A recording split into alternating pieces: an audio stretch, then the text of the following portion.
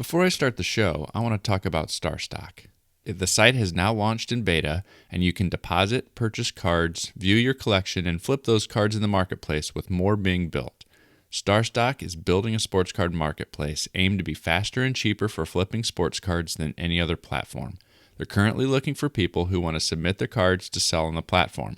Here's what they're offering: a 5% commission, no ingestion fees, you send in your cards and they do all the work. The cards are guaranteed and secured in a vault, and you can choose to ship your cards back at any time.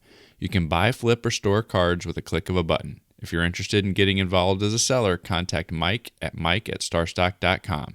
StarStock is only looking for rookie cards and prospects of current players. For more details, contact mike@starstock.com. And let's get on with the show.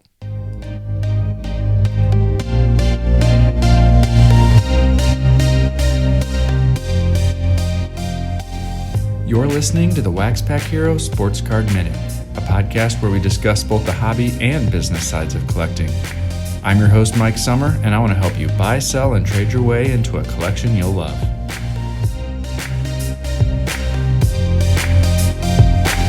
Well, hello everybody, and welcome back to the WaxPackHero Sports Card Minute. If we go all the way back to episode 2, I talked about Sportlots, one of my 3 foundational sites that I sell on: Sportlots, eBay, and ComC. And I covered why I like Sportlots, how it fits into my overall strategy. But I realized it wasn't until a couple weeks ago that I actually had a chance to talk with Max Steiner, the owner of Sportlots.com. And so once we had a chance to talk, we decided that maybe it'd be a good idea to come on the show and do an interview. And so that's what I've got for you today.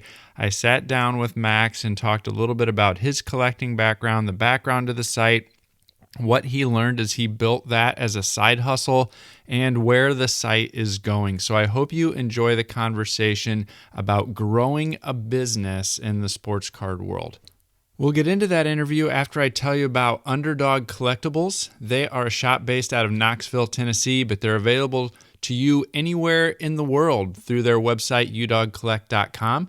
You can use the code WaxPackHero to receive $5 off your first break of $20 or more, and that is valid 1 per customer through May 31st.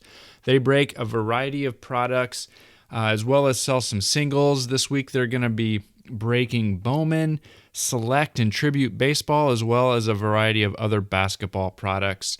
Check them out at udogcollect.com. Search for Underdog on Facebook or Twitter.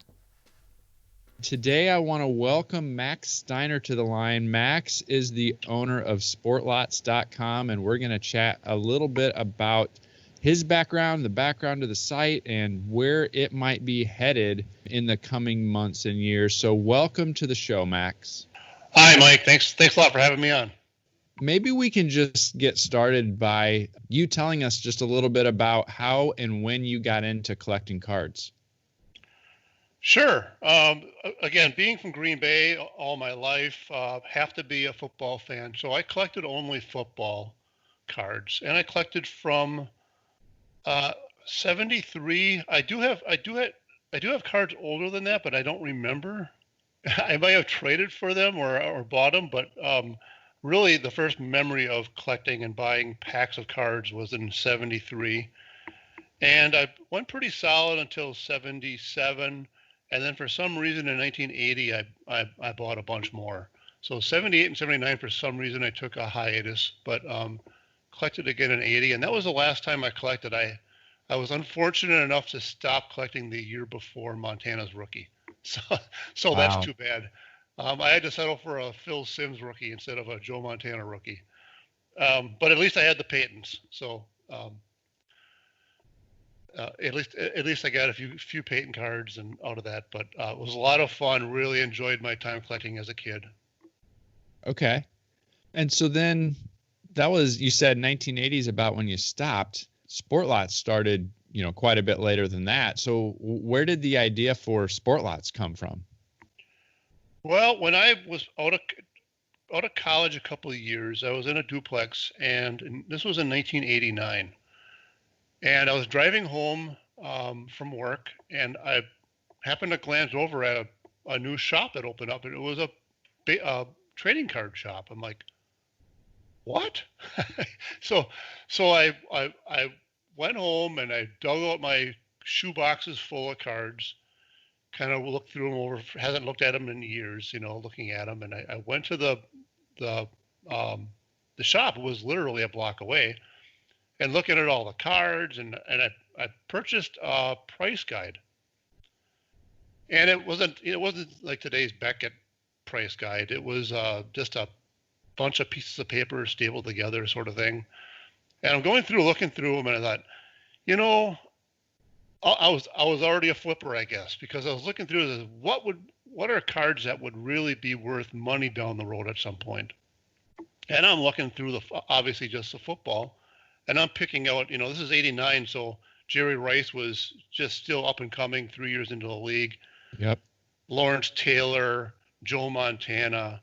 And I'm looking at the prices in the price guide and thinking maybe I could buy a bunch of these for a future investment sort of thing. And the Montana was way too expensive at the time. It was like $12. um, and Lawrence Taylor and Jerry Rice. Well, the Jerry Rices were $3, and I thought, man, I should go back to that card shop and buy a bunch of Jerry Rice rookie cards. That seems like a good investment because that guy's going to be a star. So I went back to the card shop, and the guy had a stack of Jerry Rice rookie cards, but he wanted $5 a piece for them. And I'm like, what a ripoff! I'm not paying $5 a piece for these things. So, That's funny. So yeah, so I started getting back into it at that point, and in the early '90s, I thought, hey, I'm going to write. This is pre-internet, so you had no concept of what was possible. But I started writing my own inventory management program, and I thought maybe at some point, if it was a really good success, I could maybe market and sell it as a standalone PC application sort of thing. And obviously that never took off, and probably a good thing because no one would need that today in today's world. Sure. But a lot of the checklists that I have of the older cards were built during that time, from the mid '90s back, is still the data that we use today on Sportlots for checklists for those older sets. And then I started in the later '90s, and again, really kind of pre-internet. We were using things like AOL and CompuServe and Sure. things like that at the time. And I was running auctions on CompuServe forums and stuff like that.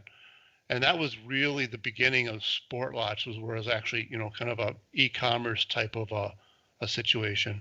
But it wasn't until the real early 2000s when we started having the concept of a formal website, getting into the fixed price stores kind of concept, and then it just grew from there. Did you have experience building websites? It sounds like you had somewhat of an IT background, but did you have experience building websites when you decided to launch it, or was that kind of a new learning experience as well? Yes, that was. So yeah, I have an IT background, a computer science degree, but that was back in, I graduated in '86, '87. So obviously the coding languages back then are not at all suited for web design.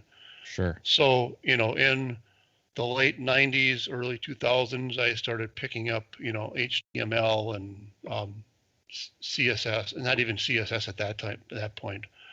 And and also, server-side coding, started picking up some of that. And that's kind of, that's what the late '90s were for. It wasn't until the early 2000s where I actually put it all together and started, hosting a website and stuff like that. So I learned a lot of that. Obviously your basic core IT knowledge and logic and coding helps. It helps a lot. But to learn all the new languages and all the new, techniques for coding on a website, I had to pick up on my own. So I'm always fascinated by people who have a day job, but also still build a business as a side hustle. One of the questions that I get a lot for my own buying and selling and the website and podcast and everything is, where do you find time to do this with a family and everything like that? How do you find time? And so I was just curious, as you were getting Sportlots off the ground, how did you prioritize your time between your job and family and Sportlots? Did you find that to be a challenge? Yes, it was. Never dreamed it would even early on, in the 2001, 2005, 2006 era, really didn't dream this would be nearly as large as it ended up becoming. I thought, it was kind of more of a hobby, kind of a fun thing to do, but then it started taking off and building and building. It took a real slow approach. I didn't go out and get a financial investment and a loan and hire developers and, all that sort of stuff to do the work. I tinkered with it, all through the, early to mid 2000s, a few hours a day here and there, weekends, but I had a full-time job, a really good full-time job being, an IT and even later IT manager. So it's tough to give that up and take that kind of a risk, with a family to support. Yeah, I bet. So it was really slow in development, taking your time. It was funny. I came across, there's a website called, I forget what it was called now, but it kind of keeps screenshots of history of websites. Mm-hmm. I forgot what the name of that is, but I was looking at the old versions of Sportlots, and it's just hilarious, going back and looking at some of those. But so it was just a real slow plug, and really until February of this year is when I hate to say retired, because I'm not that old, but quit my day job, so to speak, and really since February been focusing in on Sportlots full time. So prior to all that, it was just a few hours, during the week at night and, more time on the weekends, but you still, like you said, had family and things to do and places to go and, with the family. So, more on the weekends, but during the weekdays, 2 or 3 hours a night, if that. And that was mainly just, keeping up on customer service, replying to messages, Right. all that sort of stuff. So it was really hard to find. If you know anything about coding, you can't just, hey, I'm going to sit down for 15 minutes and start coding. It really takes a dedication of 2, 3, 4 hours to really kind of get back into the swing of things, start your development or start your analysis or whatever. It's really hard to do that in, 15 half-hour chunks. So it was tough to really get enhancements done, and finding the time to do that. I really, a lot of times, took vacations from my real job, and that's when I really powered through and take a week off and just, hammer down on some big enhancements. You talked about that it was almost kind of a hobby in the early days of it, that you were just kind of, I think you said, tinkering and tweaking things and learning along the way. Was there a particular moment that you can remember where you said, there might be something to this? This might have some legs. Definitely. Yeah, definitely. There was a time, I would say around that 2005 to 2008 period, where every year the sales on the site were doubling. And you started going, wow, if this continues to double, it's not going to be long. And this is going to be something significant, something that I can, not just have as a hobby, but as a side job or an income, or maybe if it continues to double long enough, I could quit my day job. Well, unfortunately, that didn't continue to double. Right. It did for a few years. Too bad it wouldn't have doubled a few more years after that. But it slowed down. You can't keep up that kind of pace. But when it started doing that, I thought, man alive, this is kind of cool. And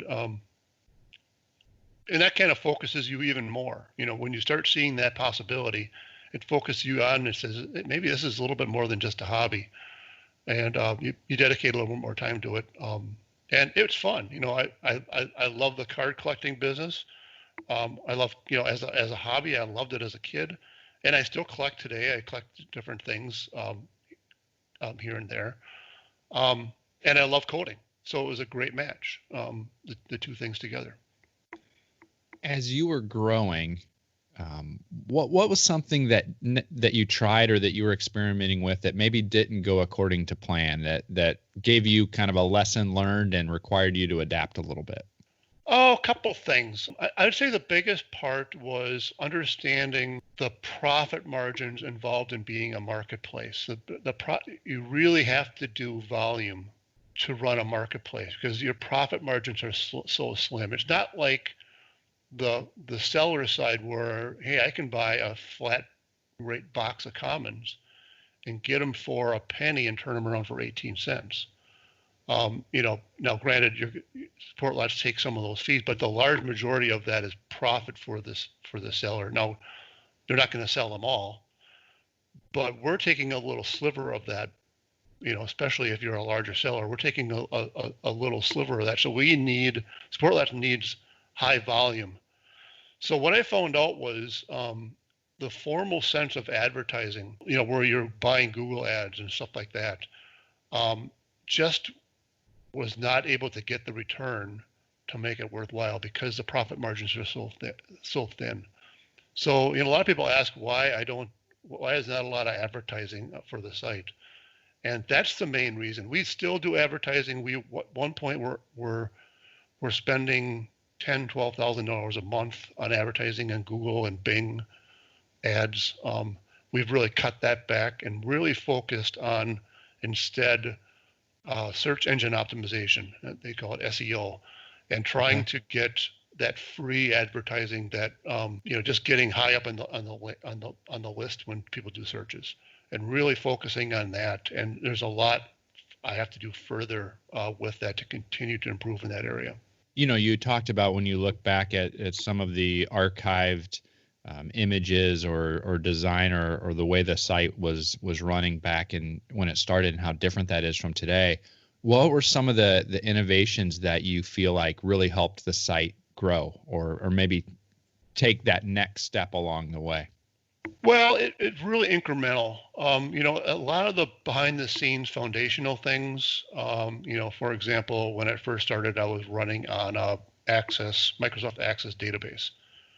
Well, you can't run anything with any kind of significant size on a Microsoft Access database. You can only have 3 or 4 users at a time, and it'll just start crapping out. But so transitioning to SQL Server and kind of the technology wise, getting my own dedicated server instead of sharing with other people. So it's really the foundational things that I did that really help enhance performance. And then just learning from other sites, learning more about the technologies and the options that are out there over time is really, what you talked about as far as advancements is really learning from other people and seeing other sites and go, hey, I could incorporate that into Sportlots. Now, there's a lot of things, a ton of things, and maybe we'll get into that, some of the enhancements that we want to do that I'd love to be able to snap a finger. It takes time to get there. And, now with me quitting my daytime job, hopefully we can start advancing some of those. So one of the things that I know over the last couple of years that was an enhancement was the whole box concept. One of the things that people talk about, or one of the things that people have to watch out for as a buyer, is the shipping costs can add up pretty quick if you're buying from a lot of different sellers. And the box is something that you implemented that kind of provides an opportunity to help address some of that. Did you see good results that came from that? Was there both either anecdotally from feedback or as well as the data behind that? Did that help increase sales or bring in new customers? Yeah, so believe it or not, that went in almost exactly 2 years ago. In a couple more weeks, it'll be 2 years that box shipping has been in place already, which is hard for me to believe. It's been 2 years already. So one of the complaints or one of the issues that I've heard, looking on forums or feedback from people was, how expensive the shipping can be, especially when you want to buy from a lot of different sellers. So I needed to find a way to attack that and make that more affordable, because we're dealing with lower end cards for the most part on the site. And so shipping is a big deal. So, I started thinking through what are some options, what are some ways we can get that to better, give that opportunity to get lower shipping costs. And that's kind of where I came up with the idea of box shipping. It's interesting to see how it's evolved over the 2 years. There was a big learning curve, especially the first few months, for people to understand how it worked, how to take advantage of it. And there's still some of that with new people coming on. They're not understanding it, and unfortunately, that can cost some extra shipping costs when they didn't realize they need to pay for a second shipping. Sure. So try to do as best you can to educate them on the site. But some people are just going to see that lower shipping cost and go, "Hey, great," and click it, and not really understand what they're getting into.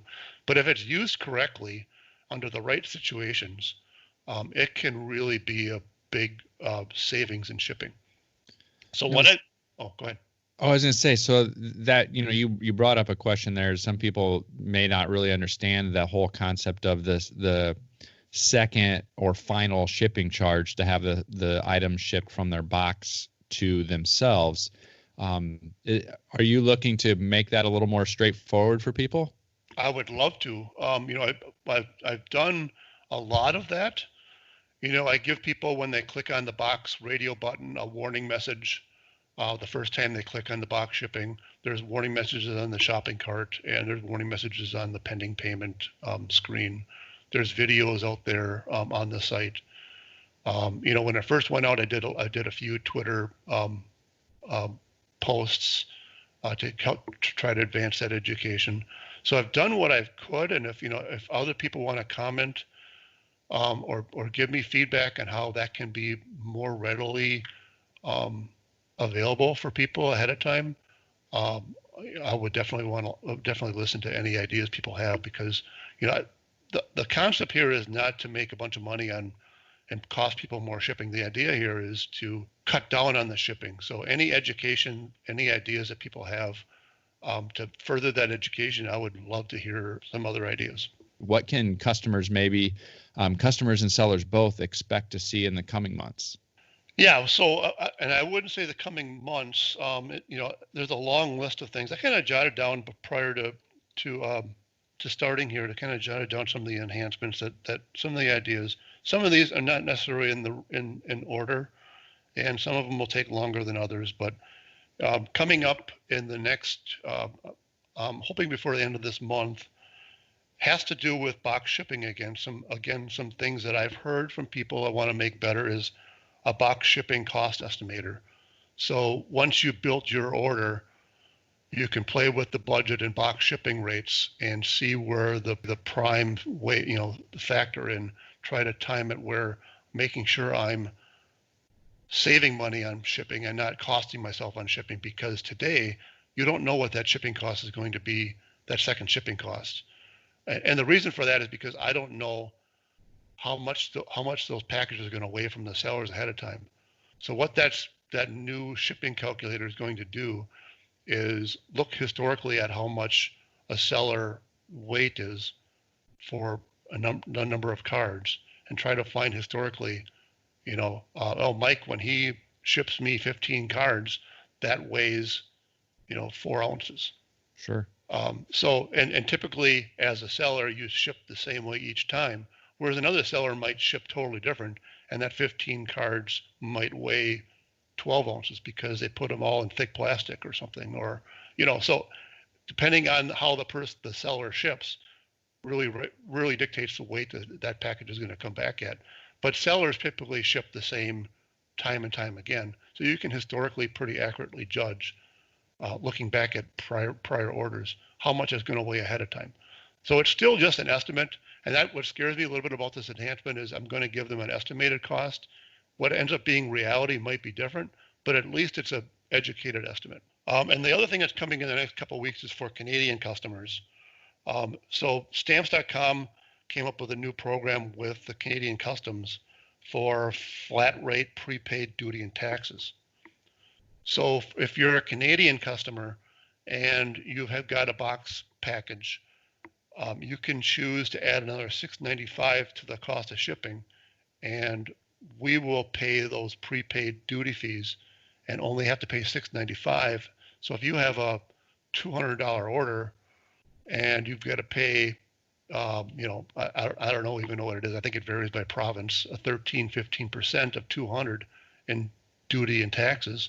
You can save quite a bit by selecting that $6.95 prepay cost, and I will pay those fees for you up front. And then when your package comes to be, they're not going to collect duty and taxes from you. So I think that's a huge benefit for Canadian customers who are ordering, between $100 and $400 worth of cards, to take advantage of that. There are limitations. It has to be first class, and it's got to be under $400 in value. Otherwise, you can't use that $6.95 flat fee option. But I think that's a good option for Canadian customers. Another thing I've heard is from Canadian customers is like, I can't order anything of any size because I get killed on the duty and taxes. So when I saw that from stamps.com, I wanted to take advantage of that for them. One of the other things that you implemented not too long ago was international shipping to a few other worldwide locations. Yep. I was just curious on how well that's gone over, if you've seen some international growth that's come from that option. Some. It hasn't been overwhelming, but we've seen some. I think enough to keep it going, and hopefully that builds. I'm limited on countries that allow first class international tracking. I don't want to ship a package to Iran, right. Or and then never have it be tracked. I think there's only a handful, 15, 20 countries that are available for that, and I get a lot of requests from countries that aren't on the list, and unfortunately, to ship priority mail for tracking to some of these countries would just be way too cost prohibitive. So I'm limiting it to just countries that allow that first class international tracking. But yeah, it's been a success. It hasn't been huge, but I think it's an opportunity for some people that are outside of the U.S. and Canada to purchase cards. I know outside of the U.S. and Canada, it's real limited. I hear a lot of people saying they really don't have a whole lot of options. So it's nice to be able to offer that. We've talked about how the site has continued to grow. I was just curious, can you give me a feel, or do you have, maybe at hand or willing to share roughly how many active users are there on the site right now?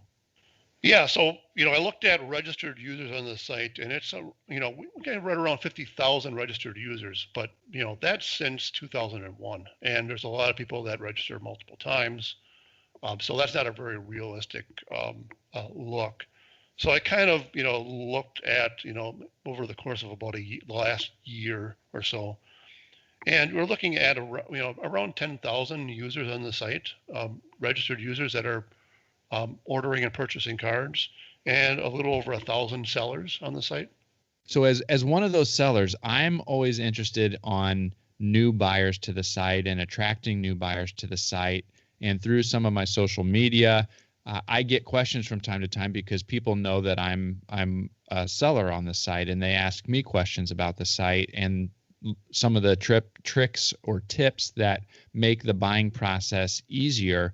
I was curious on if you had any advice for a new buyer, things that they can do on the site to make their buying experience more enjoyable or easier or whatever you might say. Well, again, and a lot depends on whether you are looking to use box shipping or not. But it really is to come in with a game plan ahead of time. Use the search features. Look at the filters on the right side of the search results, and do the filtering that you want to do. One thing that I've heard is trying to limit how many sellers I'm buying from. And one thing that we do is as you add items in your shopping cart and do additional searches, on the right is a filter to search by seller. And any sellers that have items in your shopping cart, or you have items in the shopping cart from those sellers are highlighted in that filter result. So you can then if you want to filter out all of the busyness on, because you can get a lot of results back if you do searches with 75 million cards out there. Yep.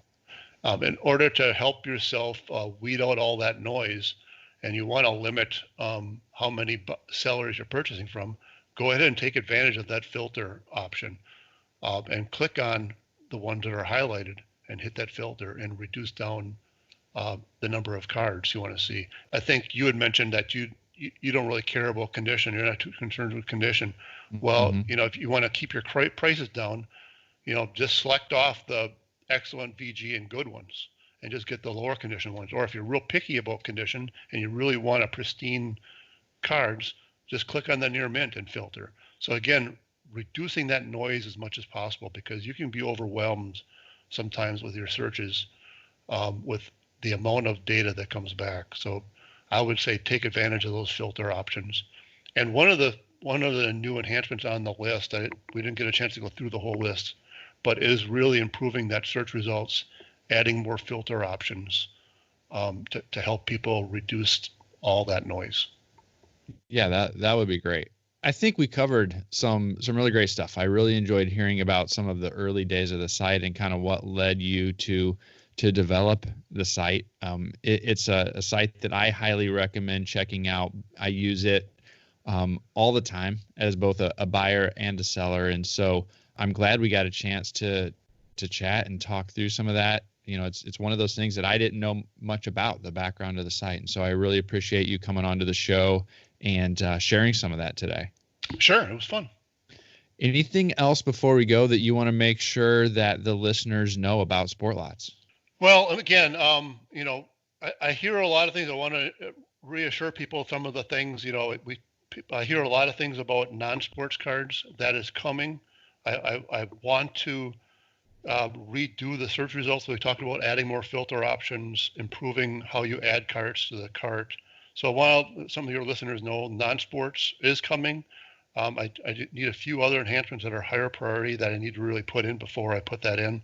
And I've also heard a lot of people asking about want lists. I think that's a kind of a cool concept where people can, see a card and maybe click on a little icon and it automatically adds it to their want list. And when dealers add cards, they'll be notified when their want lists are hit.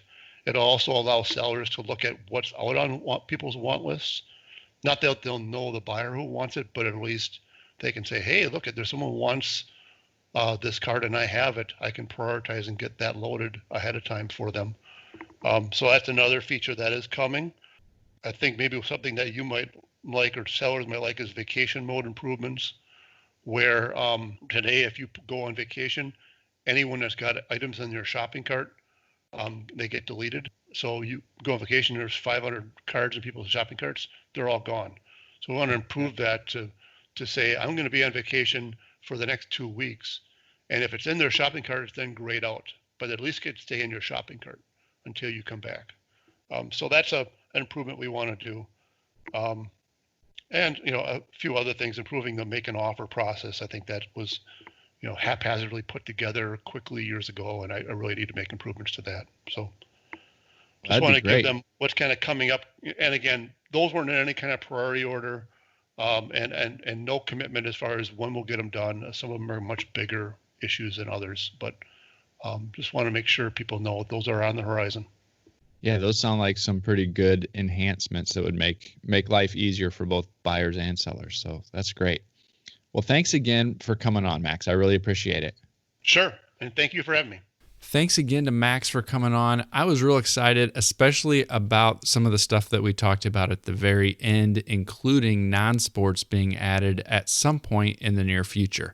I know there's Star Wars cards, there's Garbage Pail Kids, there's some of the other Marvel sets and things like that that people would be interested in having out there. So I'm looking forward to that. It'll just open up the site to that many more potential customers. Well, let me know what you think. Let me know if you're using Sportlots, if you like it, if you've listened to some of the guidance or suggestions that I've given about both buying and selling on Sportlots. I'd love to hear the feedback. Send me an email at waxpackhero@gmail.com. Follow me on Twitter and send me a message there at @TheMikeSummer. And please leave a rating and review on your podcast app of choice. I'd really appreciate it. Check out the Hobby Hotline at Hobby Hotline on Twitter. It's a live call-in show that we do every Saturday morning. We have special guests on from time to time. This Saturday, we are going to be talking with Dr. Beckett, and he's going to be making a return appearance on the show. Well, that's all I've got for you today. I'll catch you next time.